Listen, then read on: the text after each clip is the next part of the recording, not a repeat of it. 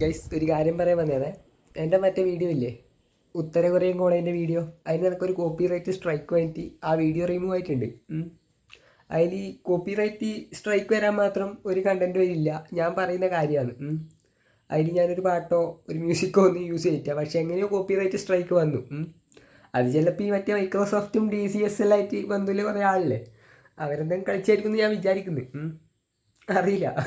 പിന്നെ അത് കളയാനാവോ നോക്കുന്നുണ്ട്, കളയാനാവോ ആയിരിക്കണം. ഇനി ആയിട്ടേക്കും വേണ്ടില്ല, 2 ആൾ കണ്ടില്ല. ബാക്കി അവർക്കെല്ലാം സത്യം അറിയാം. അതങ്ങ് സത്യം പിന്നെ മൗത്ത് പബ്ലിസിറ്റി പറഞ്ഞൊരു സാധനമല്ലോ, അതിൽ കൂടി അതങ്ങ് പ്രചരിച്ചോളൂ, അതിലൊന്നും വിഷയമില്ല. വീഡിയോ പോയാൽ പോട്ട്. ഞാൻ പിന്നെ ഇതൊരു അച്ചീവ്മെൻ്റ് ആയിട്ട് കണക്കാക്കുന്നത് ഈ കോപ്പി റൈറ്റ് സ്ട്രൈക്ക്.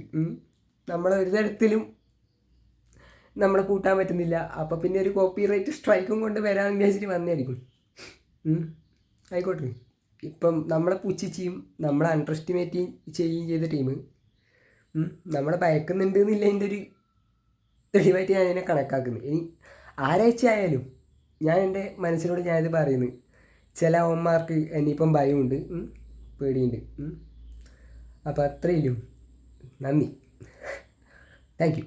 അപ്പോൾ പറയാൻ വിട്ട ഒരു കാര്യമുണ്ട്, ആ കന്നഡ പാട്ടിൻ്റെ ലിങ്ക് വേണമെങ്കിൽ ഞാൻ ഡിസ്ക്രിപ്ഷനിൽ കൊടുക്കാം. കേട്ടോ. എന്നിട്ട് നിങ്ങൾ പറയണം ഏത് ഞാൻ പറഞ്ഞ എൻ്റെ സംസാരം ആ കന്നഡ പാട്ട് പോയിട്ടോ എന്നല്ലൊന്ന് പറയണം കേട്ടോ. എന്നാൽ ഇത് സംഭവം ഒന്നും എനിക്കറിയില്ല, നല്ല കോമഡിൻ്റെ എന്തായാലും. കേട്ടോ ആസ്വദിക്കും, ഇഷ്ടപ്പെട്ടാൽ പറയണം കേട്ടോ. ഓക്കെ. ഒരു കാര്യം കൂടെ പോലെ നമുക്ക് ഒന്ന് ടെസ്റ്റ് ചെയ്ത് നോക്കാം.